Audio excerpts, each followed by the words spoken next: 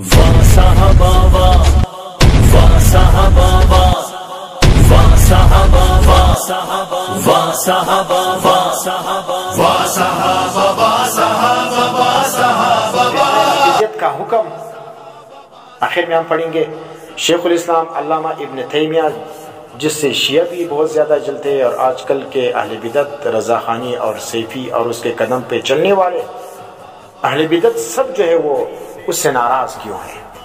اس سے ناراض اس وجہ سے کہ علامہ ابن تیمیہ رحمۃ اللہ علیہ نے شیعوں کے خلاف ایک کتاب لکھا تھا، منہاج السنہ فی نقض کلام الشیعۃ والقدریہ۔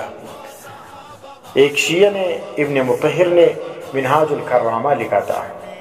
منہاج الکرامہ کے جواب میں علامہ ابن تیمیہ رحمۃ اللہ علیہ نے منہاج السنہ لکھا، تو اس میں اچھے طریقے سے شیعوں کا کفر جو ہے وہ ثابت کیا۔ علامہ ابن تیمیہ الصارم المسلول میں لکھتے ہیں، اگر کوئی صحابہ کی شان میں گستاخی کو جائز سمجھتے ہیں تو کہتے ہیں کہ وہ شخص وہ کافر ہے۔ جو صحابہ کی گستاخی کو جائز سمجھے وہ کافر ہے، اور اس کی شان میں گستاخی کرنے والا سزائے موت کا مستحق ہے۔ دوسرا، موجودہ شیعوں سے رشتہ عقد مناکحت کر لینا جائز نہیں ہے۔ شیعوں کے ساتھ رشتہ داری قائم کرنا جائز نہیں ہے، نہ ان کی لڑکی سے نکاح جائز ہے، نہ سنیوں کی لڑکی شیعہ کو دینا جائز ہے۔ تیسرا حکم، شیعوں کے ساتھ دوستی اور معاشرتی تعلقات قائم کرنا جائز نہیں ہے۔ جس طرح کہ ہم مسلمان ایک دوسرے کے ساتھ معاشرتی تعلقات اور دوستی کرتے ہیں، اس طرح کے تعلقات شیعوں کے ساتھ رکھنا جائز نہیں ہے۔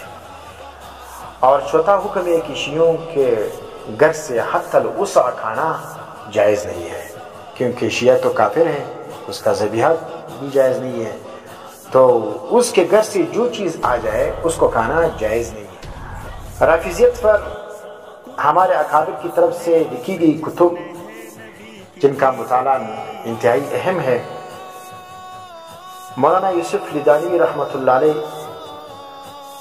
جس کو دشمنان اسلام نے شہید کیا، انہوں نے ایک کتاب لکھا ہے شیعہ سنی اختلافات کے بارے میں، تو اس کا نام کیا ہے؟ شیعہ سنی اختلاف اور صراط مستقیم۔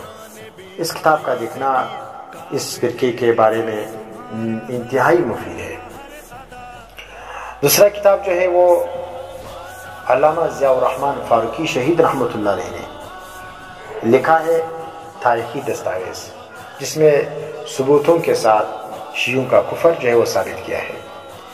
تیسرا کتاب امام اہل سنت مولانا سرفراز خان صفدر صاحب رحمۃ اللہ علیہ نے لکھا ہے ارشاد الشیعہ۔ اس کے پہلے صفحے میں یا دوسرے صفحے میں لکھا ہوا ہے، جو حضرت نے لکھا ہے کہ راکم عظیم کے نزدیک شیعہ کے کفر میں کوئی شک نہیں ہے۔ یہ الفاظ مجھے بالکل یاد ہے، وہ کہتے ہیں راکم عظیم کے نزدیک شیعہ کے کفر میں، جب امام اہل سنت اس کو کافر سمجھتے ہیں تو ہم کیسے اس کو مسلمان سمجھیں۔ اور چوتھا کتاب جو ہے وہ مولانا منظور احمد نعمانی صاحب رحمۃ اللہ علیہ نے لکھا ہے ایرانی انقلاب۔ اور پانچواں کتاب جو ہے مولانا عبدالستار رحمۃ اللہ علیہ کی ہے کشف الغوامض فی عقیدۃ الروافض، یہ بھی بہت اہم کتاب ہے۔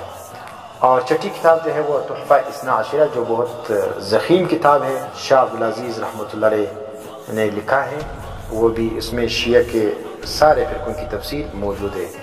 یہ ہمارا پہلا درس تھا جس میں ہم نے رافضیت کے بارے میں تھوڑا بہت پڑھا، اس کے عقائد کے بارے میں اور اس کے حکم کے بارے میں پڑھا۔ تو رافضیت اور شیعت جو ہے وہ دونوں ایک ہی فرقے کے دو نام ہیں، ان سے بچنا جو ہے وہ کیا ہے ضروری۔